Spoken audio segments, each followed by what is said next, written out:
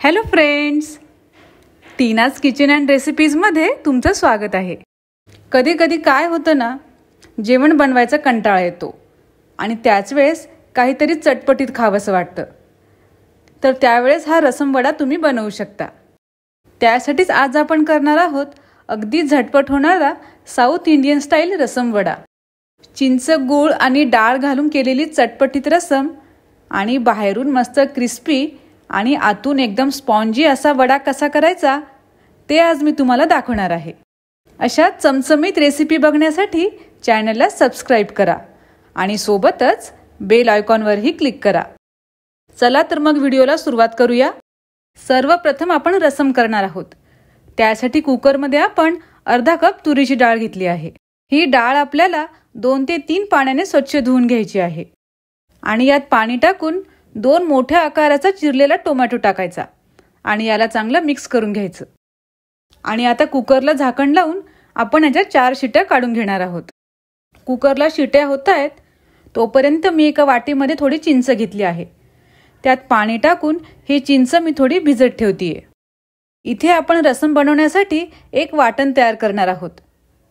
त्यासाठी एका मिक्सरच्या जारमध्ये एक रफली चॉप केलेला कांदा, 2 हिरवी मिरची, 4 ते 5 लसणाच्या पाकळ्या, 1 इंच आल्याचे काप, 10 ते 12 काळी मिरी, 1 चमचा जिरं आणि 4 ते 5 कढीपत्त्याची पाने टाकून मिक्सरला याचं वाटण करून घ्यायचं आहे. कुकर आता थंड झालंय. डाळ आता छान शिजली गेली आहे. आता एका स्मॅशरने मी ही डाळ स्मॅश करून घेणार आहे. डाळ आपल्याला छान पातळ करून घ्यायची आहे. हे बघा, डाळ एकदम व्यवस्थित शिजली गेली आहे. आता आपण याला फोडणी करून घेऊयात. त्यासाठी गॅसवर एक कढई ठेवून त्यात 1 ते 1.5 पळी तेल टाकायचं. तेल चांगलं गरम झालं की त्यात 1 चमचा मोहरी आणि 1 छोटा चमचा जिरं टाकायचं आणि हे छान तडतडलं की त्यात पाव चमचा हिंग टाकून चांगलं मिक्स करायचं. नंतर त्यात 3 ते 4 सुक्या लाल मिरच्या टाकून याला आपण थोडंसं परतून घेऊयात. नंतर सोबतच त्यात कढीपत्ताही टाकायचा आणि नंतर हे जे आपण वाटण तयार करून घेतलं होतं ते यात टाकून याला चांगलं परतून घ्यायचं. याला थोडं तेल सुटेपर्यंत आपण परतून घेणार आहोत. म्हणजे हे जे वाटण आहे जोपर्यंत पूर्ण कोरडं होत नाही तोपर्यंत याला तेलात परतायचं आहे. कारण यामध्ये आपण कच्चा कांदा, लसूण वगैरे असं घातलेलं आहे. ते जर व्यवस्थित शिजले गेले नाही तर रसमची चव बिघडण्याची शक्यता असते. हे बघा, वाटण छान परतले गेलं आहे. ते असं कोरडं कोरडं व्हायला लागले. वाटण परतून झाल्यानंतर त्यात 1 छोटा चमचा हळदी पावडर, 1 चमचा लाल मिरची पावडर आणि 1 चमचा सांबर मसाला टाकून याला मिनिटभर आपण परतून घेऊ. सगळे मसाले व्यवस्थित भाजल्यानंतर आपण ही जी चिंच भिजवली होती त्याचा असा कोळ करून घ्यायचा आणि यात टाकायचा आणि या मसाल्यासोबत हे चांगलं परतून घ्यायचं. या मसाल्यासोबत हा चिंचेचा कोळ परतला ना तर त्याची चव एकदम छान लागते. त्यामुळे 2 ते 3 मिनिटे याला परतायचं. आता हे सर्व व्यवस्थितपणे असं परतून झालं आहे. त्यात आता ही स्मॅश केलेली डाळ टाकायची आहे आणि थोडंसं याला आधी असं मिक्स करून घ्यायचं आणि सगळं मिक्स झाल्यानंतर त्यात भरपूर पाणी टाकायचं. रसम हा पातळच असतो त्यामुळे त्यात भरपूर पाणी टाकायचं.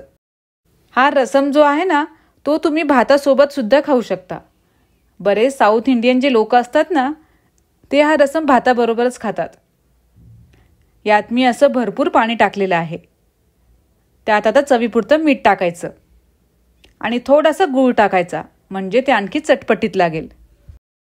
हे बघा, हा रसम असाच पातळ ठेवायचा. मोठ्या गॅसवर याला छान उकळी येऊ द्यायची आहे. रसमला आता छान खळखळून उकळी आलेली आहे. अगदी पोटभरीचा असा हा पदार्थ असल्यामुळे हा रसम वडा तुम्ही रात्रीच्या जेवणात सुद्धा खाऊ शकता. 4 ते 5 मिनिटे याला असंच शिजू द्यायचं आहे. 4 ते 5 मिनिटे आता झाली आहे. त्यात आता वरून थोडे कोथिंबीरीच्या काड्या टाकायच्या. या अशा काड्यामुळे त्याला टेस्ट आणखी छान येते. आणि ही रसम इथे तयार झाली आहे. तर आता आपण गॅसची फ्लेम बंद करून देऊयात. वडे करण्यासाठी मी इथे 1 कप उडदाची डाळ, 2 चमचे मुगाची डाळ आणि 2 चमचे तांदूळ स्वच्छ धुवून 2 तासासाठी पाण्यात भिजवून ठेवलं होतं. हे वडे तुम्ही फक्त उडदाच्या डाळीपासून सुद्धा बनवू शकता, पण थोडी मुगाची डाळ घातल्यामुळे ते आणखी टेस्टी होतात आणि तांदळामुळे ते कुरकुरीत होतात. म्हणून याचं आपण असं मिक्सचर करून घेतलं आहे.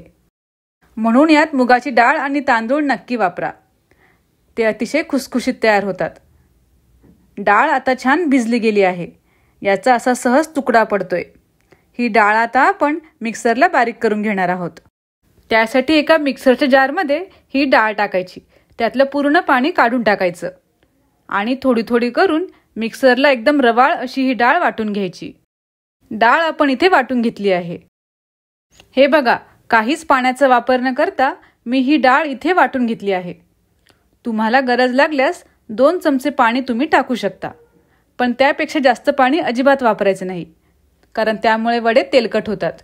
ही संपूर्ण डाळ आता आपण एका भांड्यात काढून घेतली आहे. ही सर्वात महत्त्वाची स्टेप आहे. आपल्याला जर यामध्ये सोडा किंवा इनो वापरायचं नसेल तर हे पीठ आपल्याला एकाच डायरेक्शनने 7 ते 8 मिनिटे फेटायचं आहे, जोपर्यंत त्याचा रंग पूर्ण पांढरा शुभ्र असा होत नाही. हे बघा, तुम्हाला दिसत असेल याचा रंगसुद्धा छान पांढरा असा झाला आहे आणि पीठसुद्धा एकदम हलकं झालं आहे. यामुळे तुमचे वडे एकदम खुसखुशीत तयार होतील. ही ट्रिक वापरून जर तुम्ही वडे बनवले ना, तर तुम्हाला यात अजिबात इनो किंवा सोडा वापरावं लागत नाही. 7 ते 8 मिनिटे हे पीठ आपण असं छान फेटून घेतलं आहे. हे पीठ आपण चांगलं फेटून घेतल्यानंतर एका पाण्यामध्ये याचा छोटासा गोळा टाकून बघायचा. जर तुमच्या पिठाचा गोळा पाण्यावर तरंगू लागला तर समजायचं पीठ चांगलं फेटून तयार झालं आहे.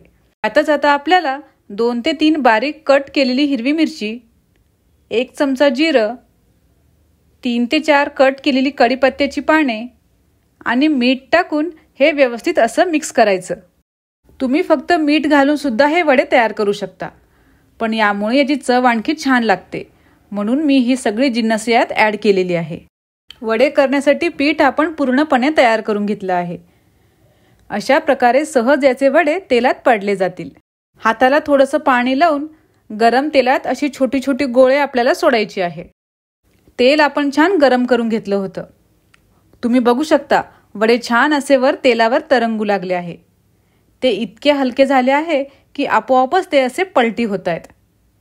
छान याला मध्यम गॅसवर हलकासा सोनेरी रंग येईपर्यंत ते आपल्याला फ्राय करून घ्यायचे आहे.